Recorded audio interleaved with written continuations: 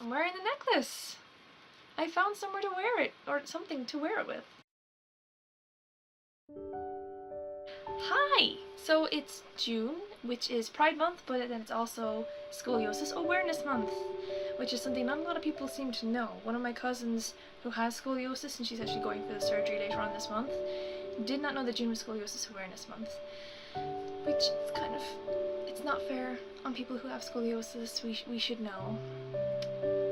If we want to, obviously. I'm not saying that we should just automatically know telepathically. We should be told about it. So I actually only learned about this last year, and I learned toward the end of June, so I wasn't able to do anything for it. I had planned on making a small, not a video or anything, because I wasn't making videos this time last year, but I had planned on making a post on Facebook or on Instagram just to kind of talk about scoliosis and the fact that I live with it, but I didn't get a chance to. So I decided I'd make a video because I'm trying that now, clearly. And yeah, so for those of us who don't know what scoliosis is, it's the unnatural curving of your spine. So most people's spines, when you're looking at them from behind or from the front, their spines are a straight line, whereas people who have scoliosis are curved in some way. Some of them can form the letter C, and some of them can be an S. So it's not a comfortable condition to have, as you can imagine, if your spine is curved, or it can twist as well if you have scoliosis, which is what mine likes to do most, which is not comfortable. You can have like pain, you can have discomfort. I had to stop doing PE when I was in school because it was too much. I couldn't handle doing it anymore. You can have mild curves, which is what mine is, and you can have more severe curves. So then mild curves, they stop curving or twisting after a while, usually after you've stopped growing, whereas severe curves can just keep going indefinitely, which is what my cousins have. So much fun for them. Because your spine is curving and twisting, it can also cause other health issues for you. So it can cause breathing problems because of impact on your lungs, and it can also cause heart problems because of impact on your heart. It occurs in about 28 million people worldwide. When you take that as a percentage, it's quite small. So it's not a very common thing, but a lot of people have to live with it, and a lot of people have it in their families. It's thought to be hereditary, so it has to be passed down through genetics, which makes a lot of sense because in my family we have determined it is my grandmother who carries the trait. I'm not sure if she herself has scoliosis or if it was somebody in her family, but there was something there. So then my mother has a mild curve, her younger sister has a slightly more severe, but not at all severe. It's more than my mother's, but it's still classed as mild. And then the sister below her has severe scoliosis. And then each of the firstborn daughters has scoliosis, which is fun. My two cousins both have more severe scoliosis than what I do. One of them is actually going for her surgery later on this month. She has to do her exams. Here in Ireland you have exams at the beginning of June. She has to go, I think it's the 27th or the 29th. I'm not too sure I'll have to ask her again. But she's going in later on this month to have her spinal fusion surgery, which is a lot of fun. It sounds like a lot of fun. So yeah, we're all nervous for her because it's not fun. I'm exaggerating. It's not fun. It's going to be hell for her. But yeah, so my curve then, as I mentioned before, is a mild curve, which means that it's stopped growing since I turned 21. I think. I've been going to the doctor since I was about 15 for my scoliosis. So that's 6 years I've been going to see a doctor. I've been having x-rays nearly every year to see if it's growing more. And to be honest, I don't think mine was treated properly. Back in 2014, I was sent for physiotherapy to have. They thought it would correct it. That's what they told me, and it hasn't corrected it, and it didn't make anything any bit better. So when I first had my curve measured, which I think was in 2014, no, it would have been Yeah, no, 2014. It was measured at 54 degrees. I don't know how they measure it, because when I looked it up online, they had a lot more numbers, they had a lot more angles drawn in around the spine to show how they got their numbers. But anytime I've actually spoken to my surgeons, anytime I've spoken to professionals about it, they just kind of, on their computer screens, they draw a line and they're like, yes, it is 54 degrees. I don't know how they got that number, but there you go. What's also strange is they measured it at 54 degrees, which is my very first time being measured. And they told me that anything over 45 degrees would be considered severe and needed to be looked at. And they also told me that you were to allow 5 degrees above or below what they tell you in relation to, you know, it could be human error. It could be out by about 5 degrees. So I was always told that my curve could have been between 59 degrees and 47 degrees, basically. And that's not 47, 49. I can't maths good, apparently.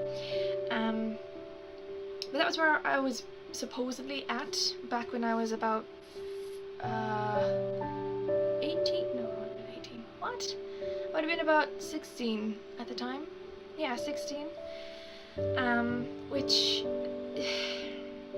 that's a lot to take in, especially when you've been told anything over 45 degrees is considered severe. More recently, my last checkup I think was in February of this year, and when they measured my curve, they said it was 37 degrees, which makes no sense to me whatsoever. And the doctor I was speaking to told me himself that he doubts it's after getting any bit better, but it certainly hasn't gotten any worse. When I went to him last year, he told me my curve was 43 degrees, and then he told me this year it was 37, and when he was speaking to me this year about it, he said that it could be how they have their x-rays calibrated, which just kind of shows that I wasn't being taken seriously. And for a while I was telling doctors, you know, I'm having trouble breathing, I'm having trouble with my heart, I'm having trouble with this, and they told me that I was making it all up, that there's no research that shows that scoliosis affects all these things. And I just literally, for this video, I googled scoliosis, and I found a scoliosis clinic from America that had released a bunch of things and so much information on them.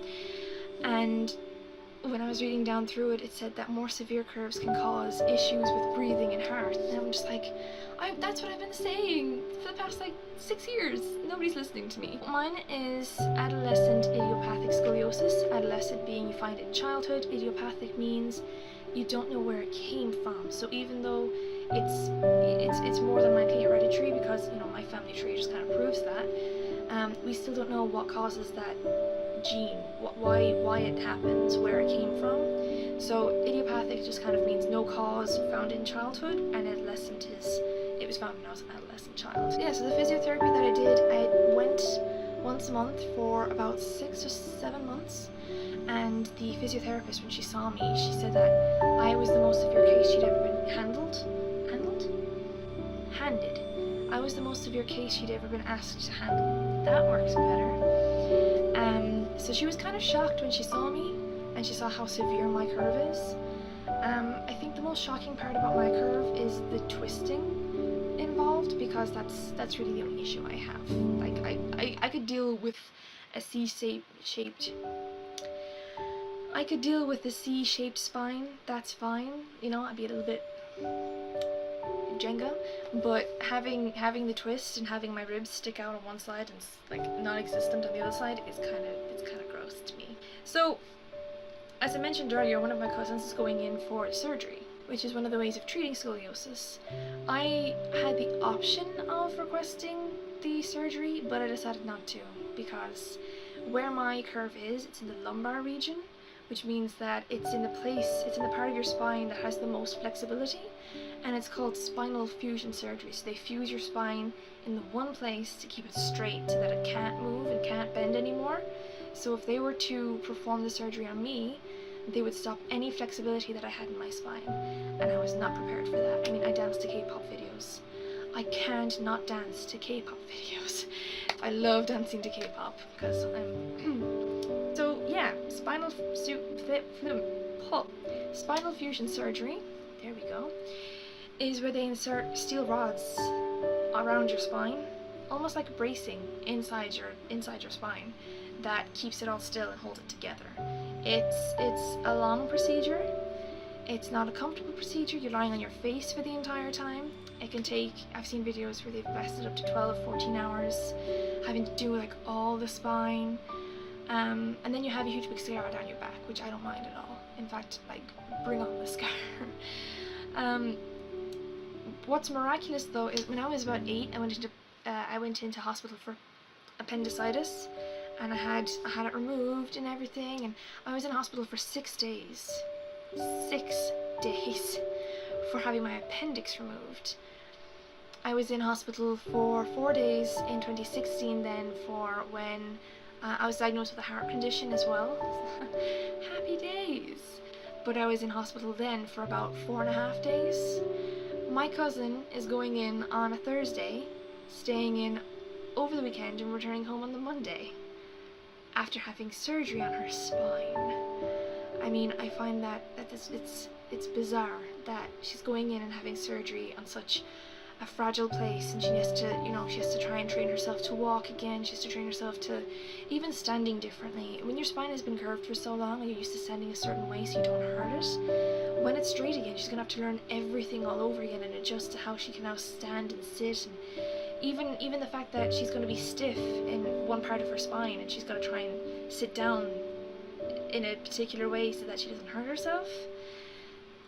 It's admirable. I can't wait to help her with her recovery. It's gonna be tough for her, but I hope it all goes well, and I hope she's happy with her decision to go through with it. And it's not just like, oh, while it's curving it's sore. It's not like that at all. I mean, even now, I way prefer winter over summer. I hate the heat, but the cold in the winter time, it really hurts my back. I get really bad aches. It's gotten to the point all during secondary school I was eating paracetamol like they were sweets.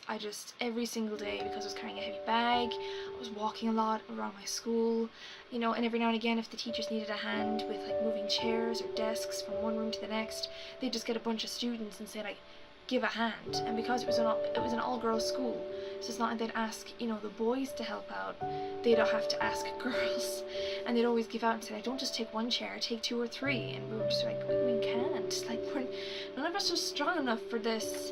There were other girls who would complain like, a broken nail, oh my god, I got these gel nails. I'm like, no, it's broken, I just ripped off my fingernail. And just, it was gross.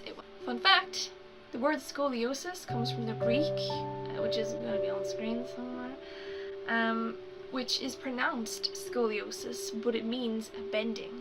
And throughout history there have been records of random kids popping up with these curved spines, and they had these really weird ways of trying to fix them and correct them. Actually, if I can find it, there's this really creepy 1800s Victorian photograph of this contraption somebody tried using to fix scoliosis. They tied your hands above your head and they had you tied to like a rope, and they pull you until they thought they were straightening out your spine. It looks, I can see the picture in my head. I think I have it saved somewhere. But the woman's wearing just like her skirt. She's got nothing on the top half of her body, and she's just being pulled by her arms above her head. It looks like a torture device, but it's apparently trying to cure her scoliosis. It's freaky. Yeah. Thank you very much for watching, and I hope to see you in my next video. I don't know what it's going to be. I'm kind of uploading whatever I feel like uploading at the moment. So again, if you have any ideas, put them down below and I will have a look and see if any of the ideas that come through correlate with what I've been thinking of and things that I actually can talk about. So yeah, hope to see you in the next video. Bye.